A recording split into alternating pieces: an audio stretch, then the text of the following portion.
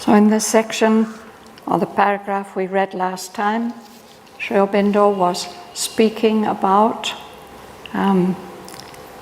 the creative force who manifests as the goddess of life. She involves herself in every fate. And whatever the difficulties, she perseveres. So I'm starting on page 181 at line 294.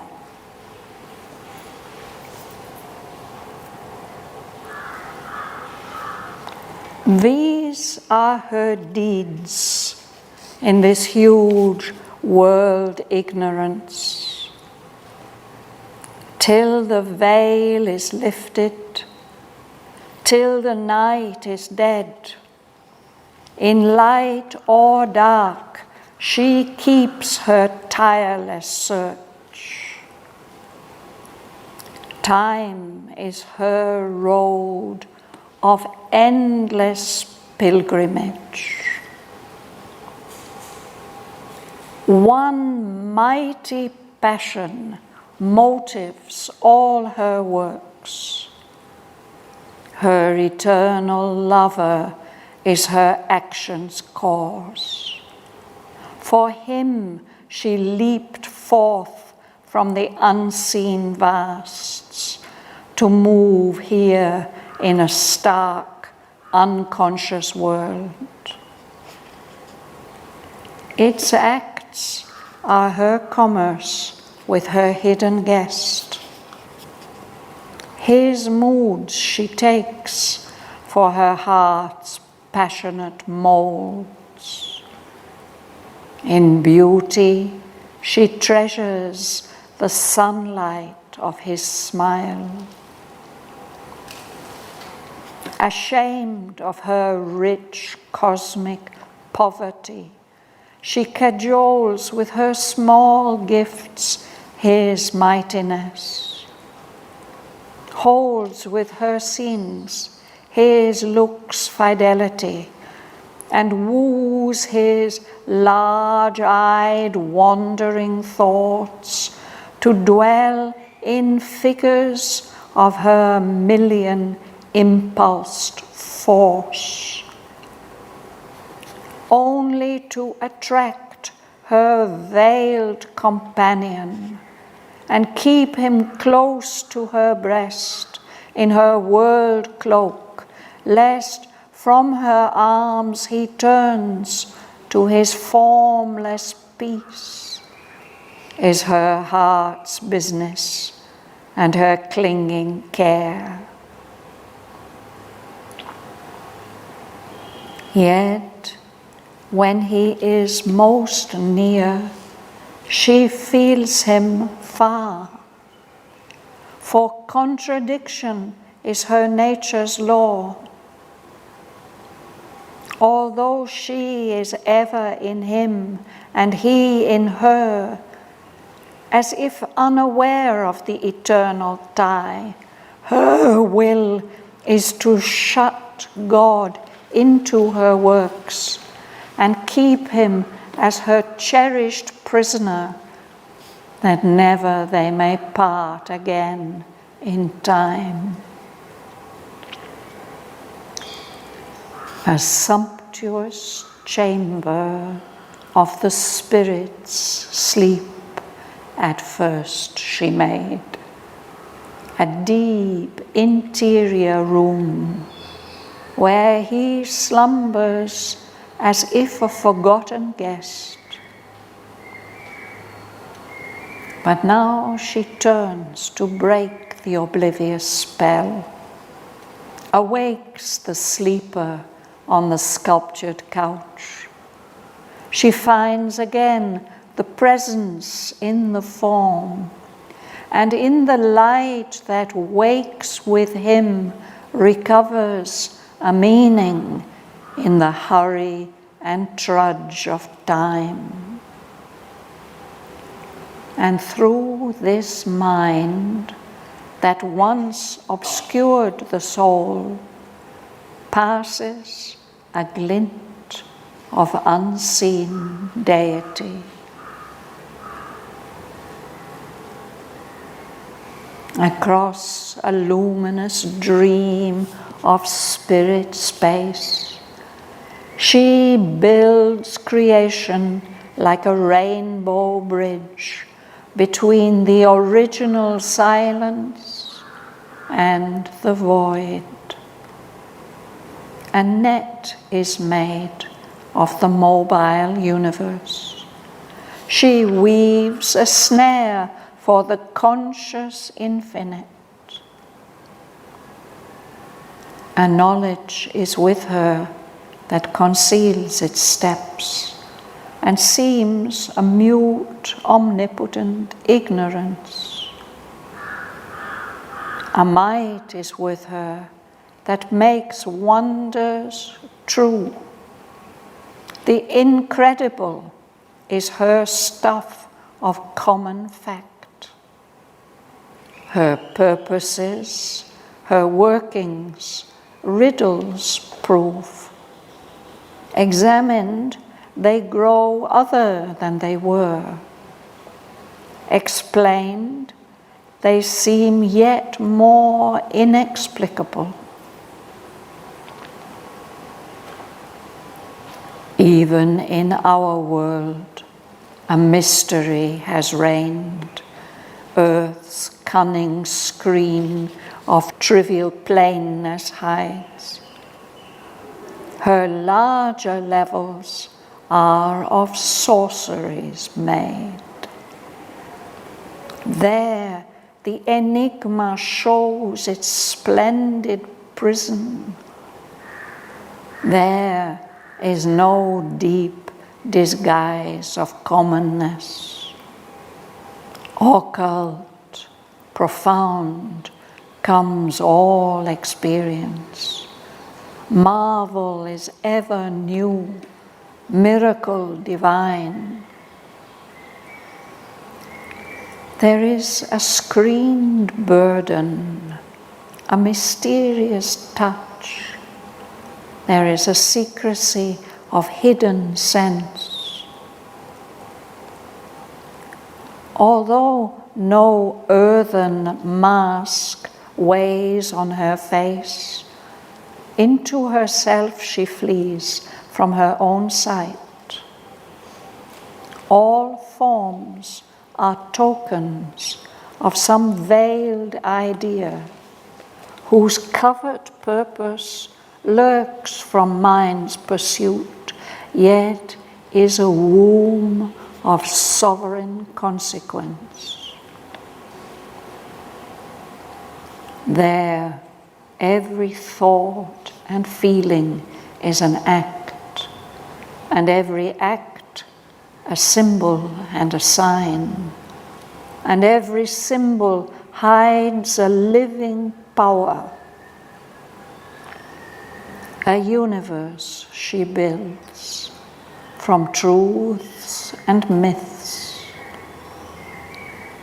But what she needed most, she cannot build. All shown is a figure or copy of the truth, but the real veils from her its mystic face. All else she finds, there lacks eternity. All is sought out, but missed the infinite.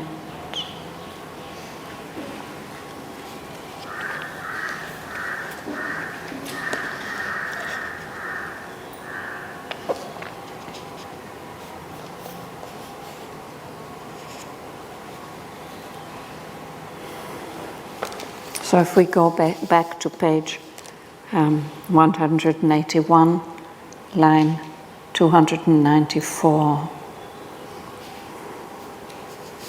We are in the kingdoms and godheads of the greater life.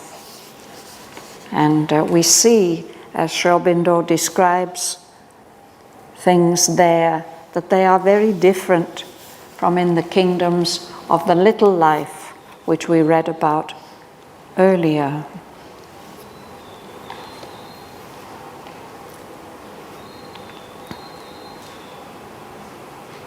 You'll read first, Bhavana. These are her deeds in this huge old ignorance, till the veil is lifted, till the night is dead. In light or dawn, she keeps her tireless search. Time is her role of endless pilgrimage. One mighty passion motives all her thoughts. Her eternal lover is her action's cause. For him, she leaped forth from the unseen vasts to move here in a stark, unconscious world. Thank you. So this is one of the passages where Sri Aurobindo is imaging for us, helping us to grasp the relationship which is sometimes spoken of as the relationship between Purusha and Prakriti. Other times it's the Lord and his Shakti. Sometimes it's Ishvara and Ishvari. But let's try and follow what is being said here. What we read last time, those are her deeds, the way that was described in the previous passage. These are her deeds in this huge world ignorance. And she goes on working like this in her creative force till the veil is lifted, till the night is dead, whether in light or in dark. She goes on seeking ways to express the divine in forms. So the whole of time, in this universe of time and space and separation, time is her road of endless pilgrimage. She goes on with her tireless search. And there's one mighty passion which is driving all her works. It's the motives for everything that she does. She wants to please the Lord. Her eternal lover is her action's cause. For him she leaped forth from the unseen vasts, because he called her out and gave her her mission. She was there in the silence of eternity and infinity. She comes to move here in a stark, unconscious world.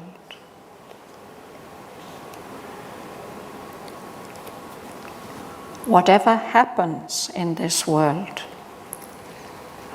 is a sign or a signal of her exchange, her commerce, her communication with her hidden guest.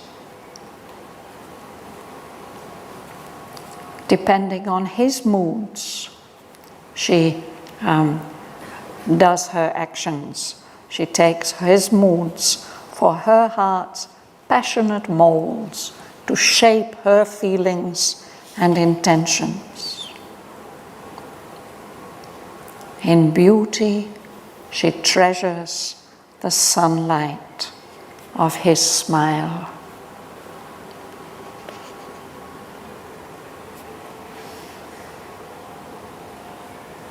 Would you like to read? Ashamed of her cosmic poverty, she adores with her small lips his mightiness. holds with her scenes his look's identity, and moves his large-eyed, languid thoughts to her. In figures of her within impulsed force, only to attract her weird companion, and to keep him close to her breast in her world of least from her arms, in return of his formless peace.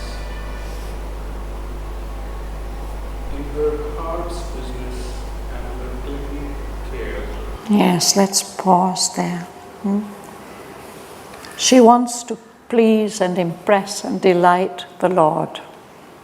That's what she wants to do.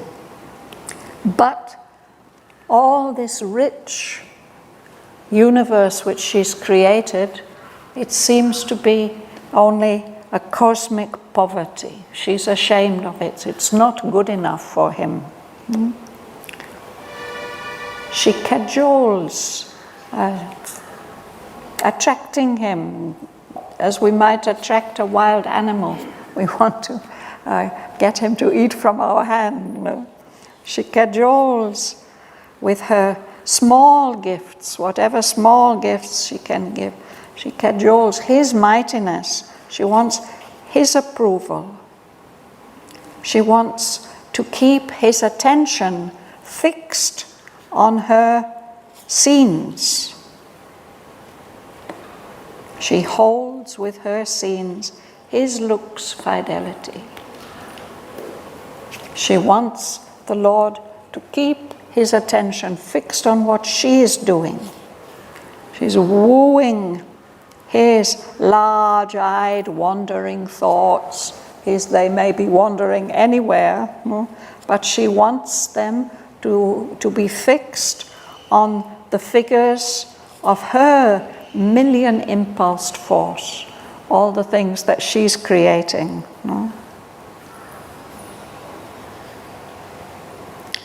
Her wish is always to attract her veiled companion. She wants his attention, to keep him close to her breast in her world cloak, wrapped up in all these things that she's created as part of this world.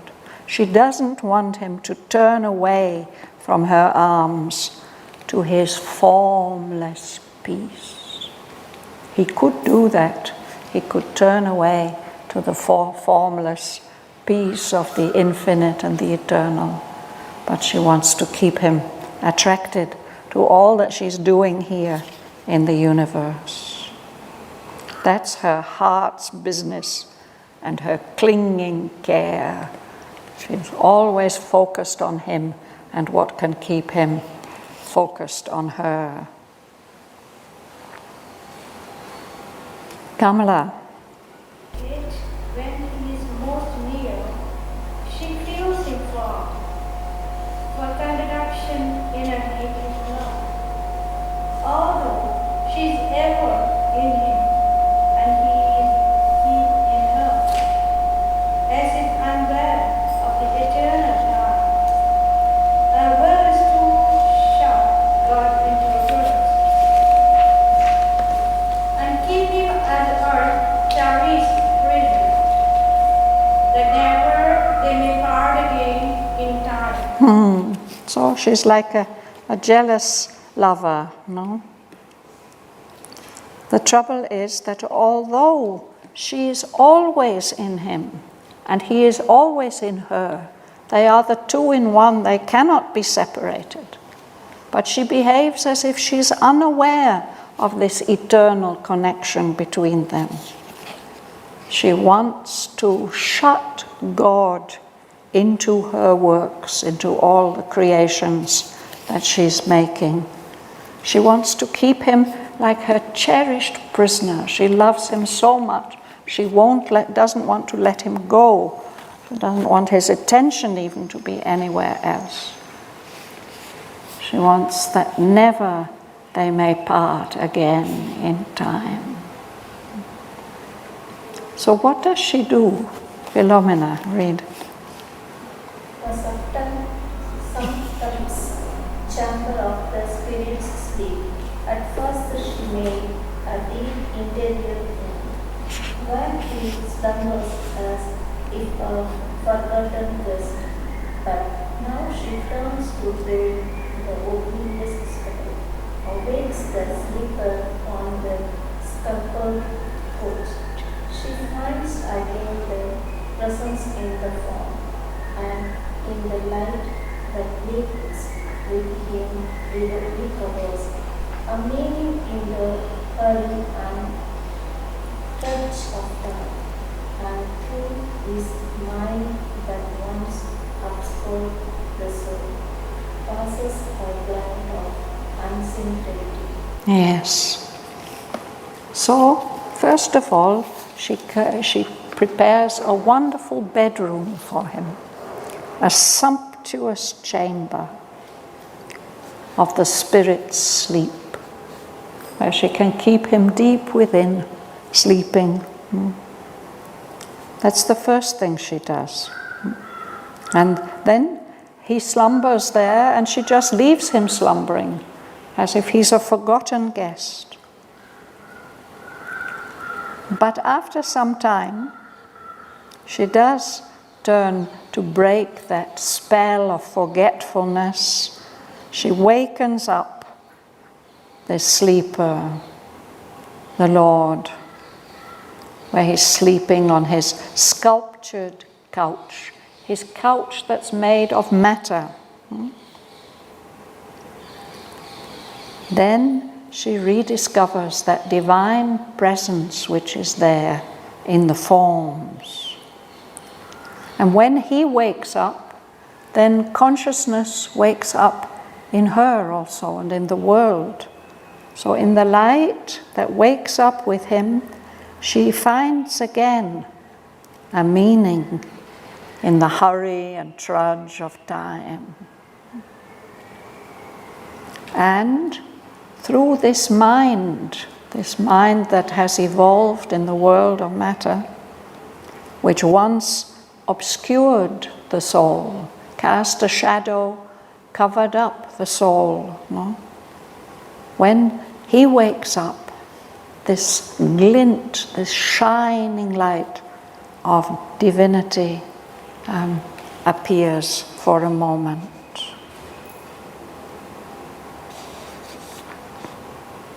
Just like the Yes. So, go ahead, Dana.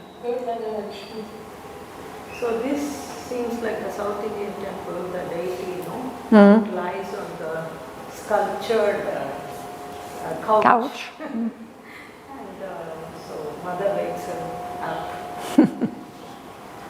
You wanted to ask something, Angalakshmi? Yes.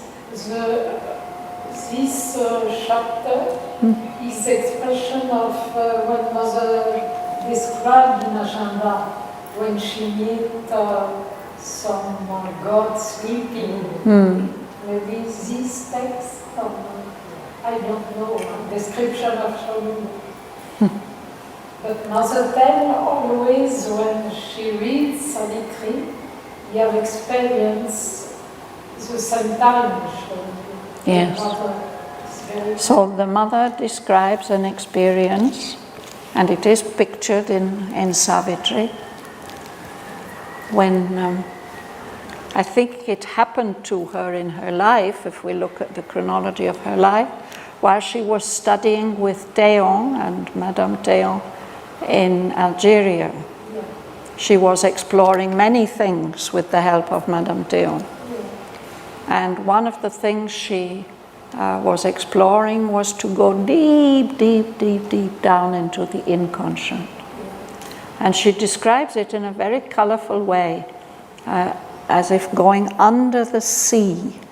And when we go down into the sea, there are all kinds of beautiful colored fishes and corals and things that are there. She was seeing all these marvels and going deeper and deeper, and the deeper she went, the darker it got.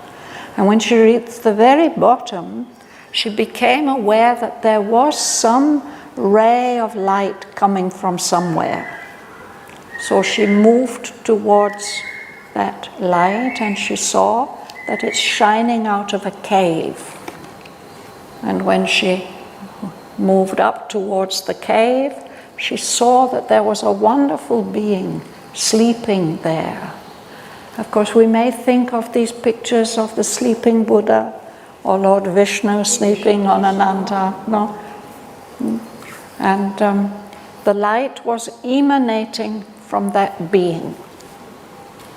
That is how she has described the vision in the magazine that they used to publish from Théon's group, La Cosmique, I think it was, yes.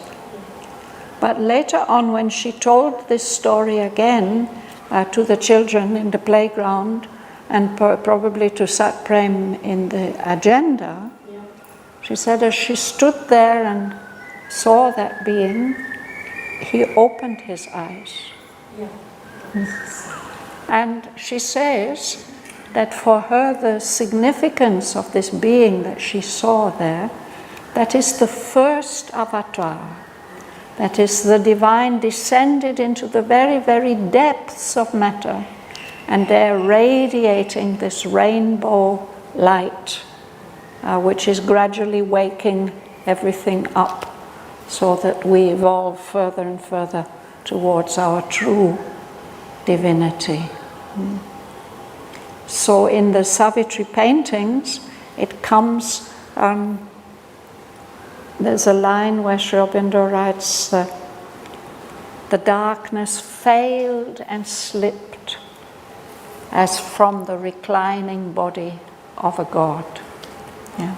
And there she shows the body being revealed as the darkness falls away. So she told something to Huta at that time about how she had seen this being lying there. And one of our readers, he read about that in Invocation, and then he said it's a line from the Vedas, that there is the description that the dawn is like a beautiful being removing the cloak of darkness from the body. So all these things are connected, all these beautiful images can help us to understand things in a deeper way. You remember which chapter Shraddhavan described in the darkness? Yeah, it's right at the very beginning of the poem. It's on page 3 at the bottom. There's, but where it comes in Entretien and where it comes in Agenda, I can't tell you just like that. I'd have to... The beginning of Agenda, maybe 1960. So 61. Okay. Thank you.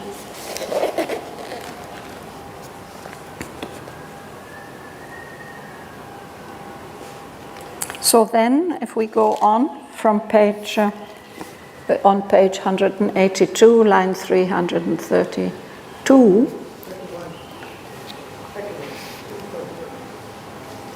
Well, line 331 is where we read about the glint of unseen deity. But in the next line, he describes her creative action. You'll read, Sarojini? Across a luminous ring of split space, she built vision like a rainbow bridge between the original silence and the void. A net is made of the mobile universe. She waves a snow for the conscious infinity. Infinite. Yeah. So we'll pause there because there's a full stop. So it's the light of consciousness waking up as the Lord wakes up in matter. And that gives a meaning to the hurry and trudge of time. And it lights up even the mind, the consciousness of the earth, that mind that once obscured, shadowed, and hid the soul, through this mind passes a glint, a shining light, just for a moment, of unseen deity, of invisible divinity. That's perhaps a sign of what she is doing. She's building creation, and creation is like a kind of bridge, a rainbow bridge between the original silence, before there was anything, before the word of creation was expressed. She's building a bridge between that moment, the original silence, and the emptiness of space. Can you explain that? The silence and the void. And the void. The void is, you could almost say, the asat, the non-existent, the emptiness. So there's an original silence before the word of creation is spoken, and there's an emptiness that needs to be filled. And she's making a bridge. Silence is a void itself, isn't it? Silence and void. Here he seems to be contrasting them. We can think that the supreme silence, for example, Mother has said, there are people, because we are children of Brahman, we can recover our original state. And people who have done that, who have done great yoga and tapasya and reached the very borderline of the manifestation, they pass into a state which seems to them empty. But Mother says it's actually not really empty. It's actually packed full of truth and of potentiality, of possibility. But the consciousness rising from below experience it as empty. So I don't know whether that helps. We may experience it as empty or feel that it's empty, but actually it's full of possibilities. And she's the one who is manifesting all those possibilities.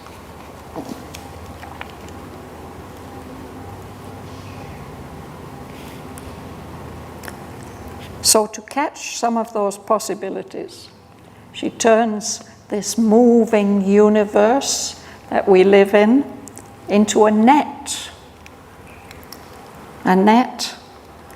to catch the conscious infinite.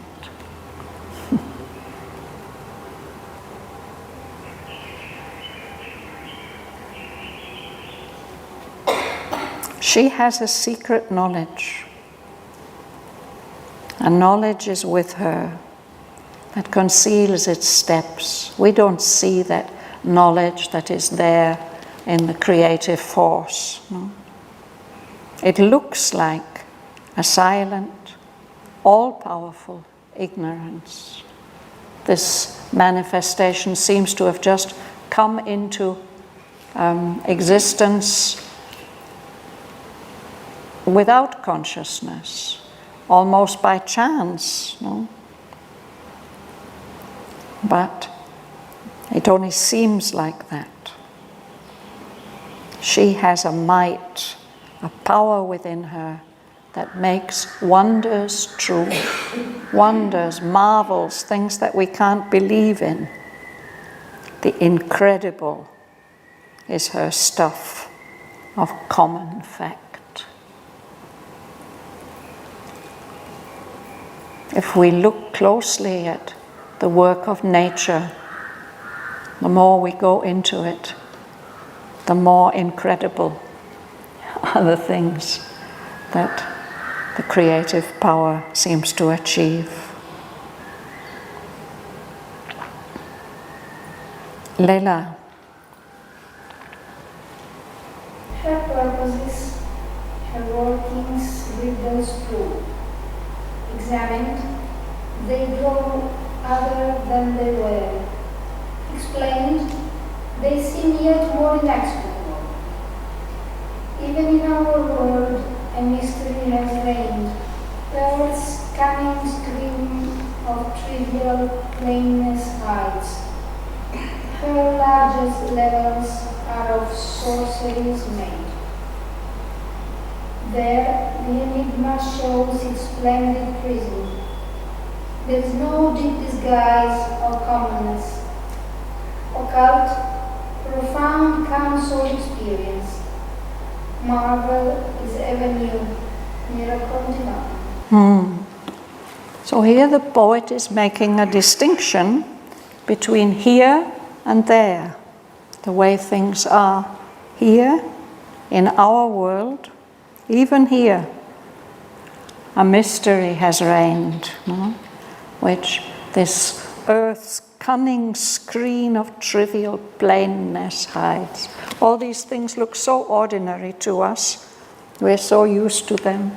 Plastic chairs, what could be more trivial than plastic chairs?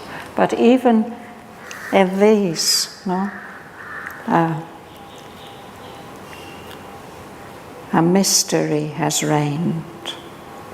And her larger levels, like these higher realms, the subtle physical, the life worlds, her larger levels are of sorceries made, enchantments, all kinds of magic. There, in those larger levels, the enigma, the mystery, the riddle shows its splendid prism, all the colors of the rainbow. There, in those worlds, there isn't this deep disguise of commonness that we have in our world. All experience is occult, something hidden, deep. Marvel is ever new, miracle divine. Some of these marvels Sri Aurobindo has described in more detail in Canto 2 of Book 2, the world of subtle matter. So then it continues about those higher realms. Ganga Lakshmi, would you read? Yes. There is a screen burden, a mysterious touch. There is a secrecy of the hidden sense. Although no earthen mask waits on her face, into herself she flies from her own side. Let's pause and look at that. In that world, marvel is ever new, miracle divine, because things are hidden. There's a screened burden, a screened significance or meaning. Burden tends to mean a load. You have to carry something very heavy, a burden. But it can also mean a meaning, a significance. If somebody asks you to pass on a message to somebody else by speech, you may not pass it on in exactly the same words that he used, but you try to give the same meaning. The burden of what he meant you want to pass on. And in a poem or a song, if there's some line or pair of lines that is repeated with every verse, we call that the burden. Perhaps it has some special significance in the meaning of the whole poem. So that's how the word is used here, that in those worlds, those higher realms, there's a hidden significance, or that's not obvious. And there's even a touch, a mysterious touch, a secrecy of hidden sense, of meaning and of experience. In those worlds, in those higher realms, no earthen mask weighs on her face. There isn't this covering of matter. But even there, although no earthen mask weighs on her face, even in the subtle worlds, she hides from herself. She flees from her own side.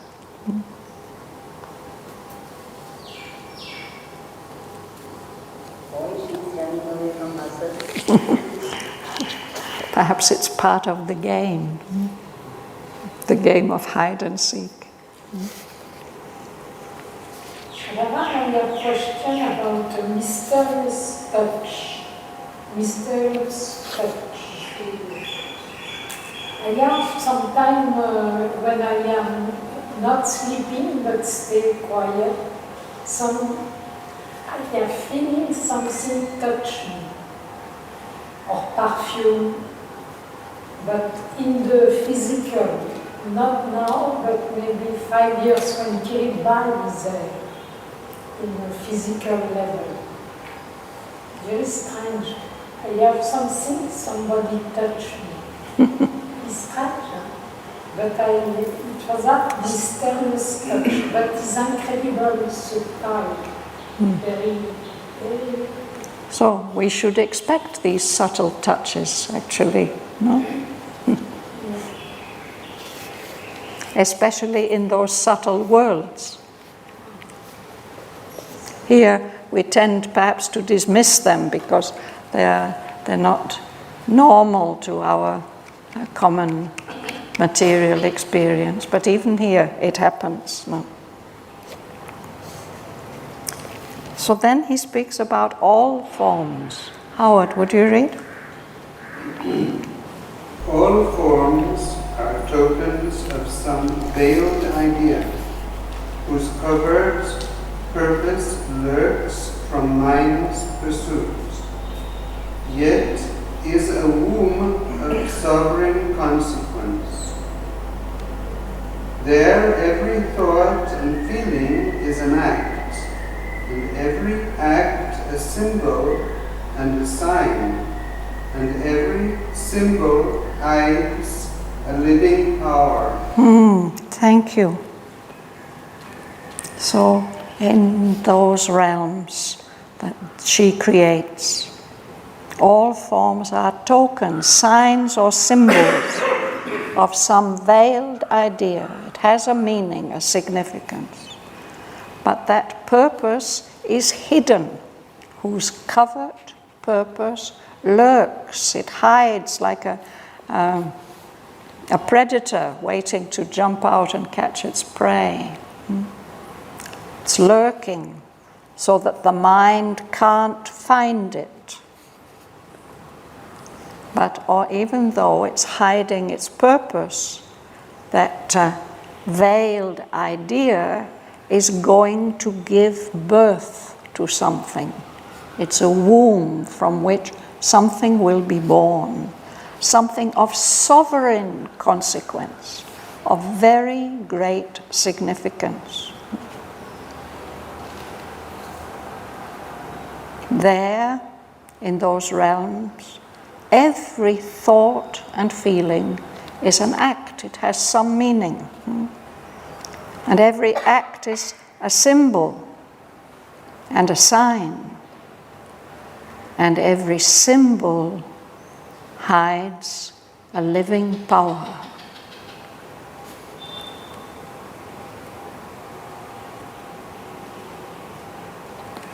Would you read? A universe she builds from truths and myths, but what she needed most she cannot build. all shown as a figure or copy of the truth, but the real wills from her as mystic face. Continue. All else she finds there lacks eternity, or she is sought out but missed the infinite. Yes. So she puts together this universe, not our material universe, but perhaps to an extent this is true also for the material universe, but her universe of the greater life. She builds that world out of truths and myths. With this word myth, we often mean something that we think is not true.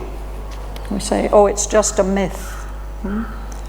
But in fact, most myths, most ancient symbolic stories, they have deep significances. So she's doing her best, but what she needed most, she cannot build. What she needed most is the truth, the real. Everything shown is a figure, an image or a copy of the truth. But what is really real, the underlying fundamental reality, hides itself from her, veils from her its mystic face. She finds everything else, but she can't build eternity. Eternity lacks, it is missing. She finds out everything, but misses the infinite. So this greater life, which may in many ways be very splendid and glorious, is limited and unsatisfactory. And Aswapati will spend many pages trying to find the way out of it, but not succeeding.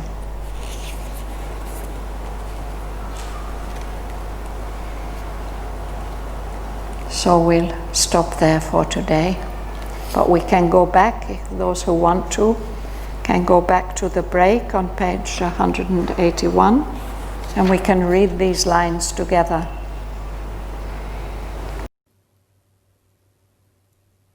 These are her deeds in this huge world ignorance. Till the veil is lifted, till the night is dead, in light or dark she keeps her tireless search. Time is her road of endless pilgrimage. One mighty passion motives all her works. Her eternal lover is her action's cause. For him she leaped forth from the unseen vasts to move here in a stark, unconscious world. Its acts are her commerce with her hidden guest. His moods she takes for her heart's passionate molds. In beauty she treasures the sunlight of his smile. Ashamed of her rich cosmic poverty, she cajoles with her small gifts his mightiness, holds with her scenes his looks' fidelity, and woos his large-eyed wandering thoughts to dwell in figures of her million-impulsed force. only to attract her veiled companion and keep him close to her breast in her world cloak, lest from her arms he turn to his formless peace, is her heart's business and her clinging care.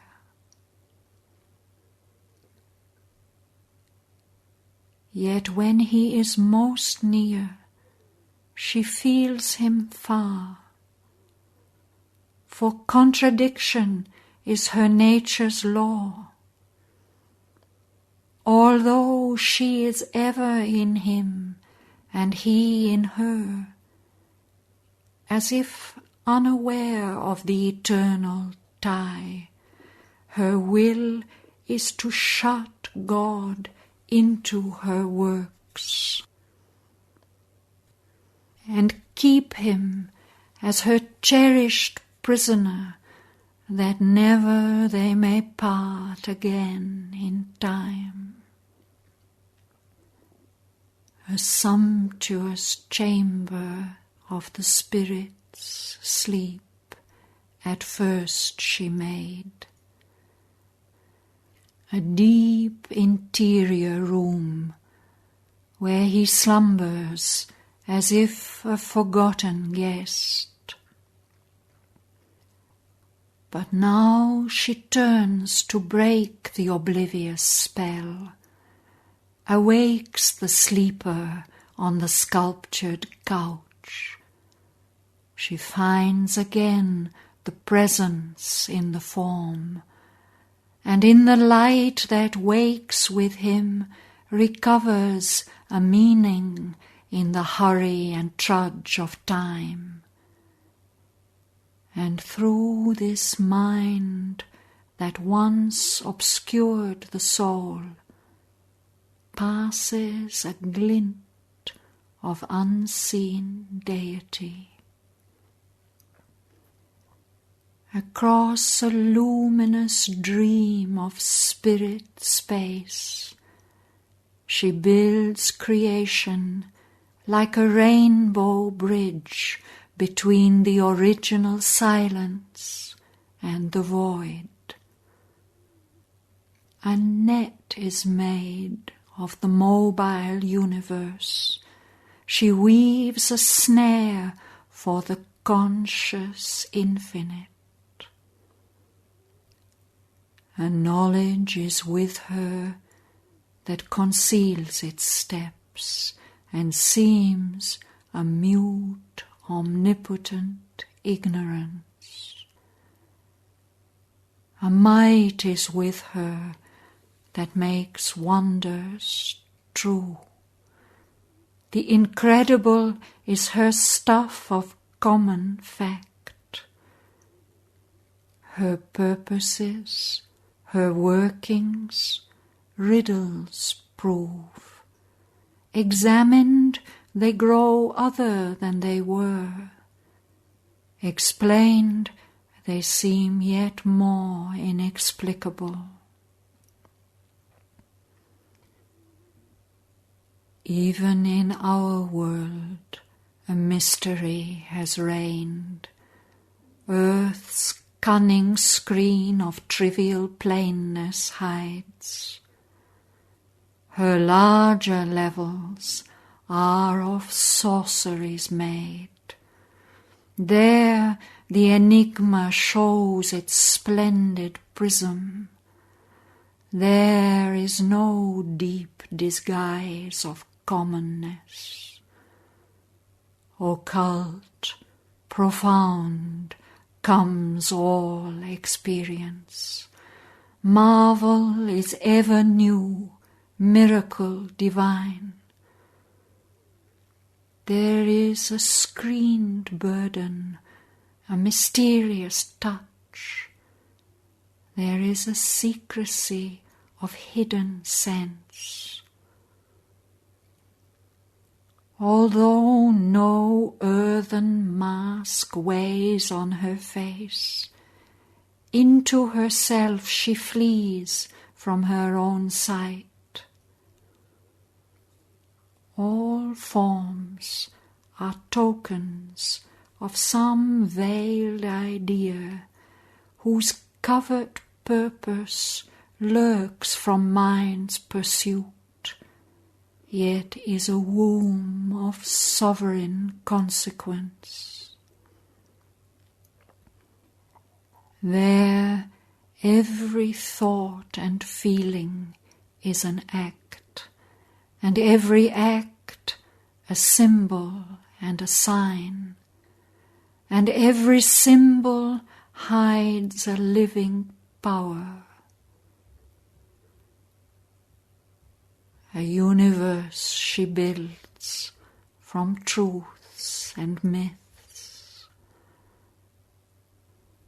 But what she needed most, she cannot build. All shown is a figure or copy of the truth, but the real veils from her its mystic face. All else she finds, there lacks eternity. All is sought out, but missed the infinite.